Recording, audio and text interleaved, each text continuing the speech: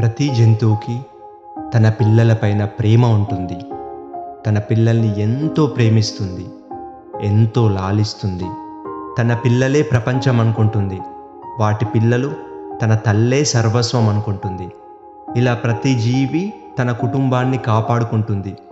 తన కుటుంబానికి పోషణ ఇస్తుంది, తన పిల్లలకి ట్రైనింగ్ ఇస్తుంది. ప్రతి జంతువుకి ఒక ఎమోషన్ ఉంటుంది, ఒక పెయిన్ ఉంటుంది. ప్రతి జంతువుకి ఒక ఫ్యామిలీ, తన పిల్లలు ఉంటారు.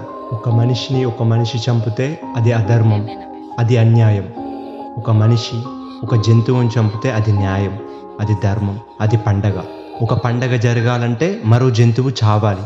ఒక మనిషి చంపితే ఎంతో బాధేస్తుంది.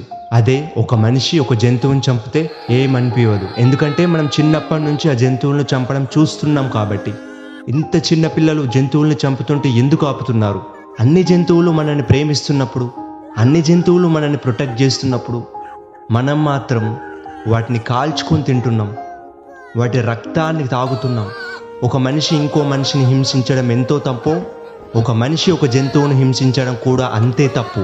దానికి శిక్ష అనుభవించక తప్పదు. దాని ప్రతిఫలం జన్మల వెంటాడుతుంది. ఇది తథ్యం. ప్రపంచవ్యాప్తంగా కొన్ని లక్షల జంతువు ప్రతిరోజు బలిదానాలు జరుగుతున్నాయి. మన పిల్లలకు ఒక చిన్న ముళ్ళు గుచ్చుతోనే ఎంతో ఆలోచిస్తామే, అటువంటిది పీకల మీద కత్తులు పెట్టి కోస్తుంటే వాటి తల్లిదండ్రులకు ఎలా ఉంటుంది? ఒక్కసారి కళ్ళు తెరిచి ఆలోచించండి.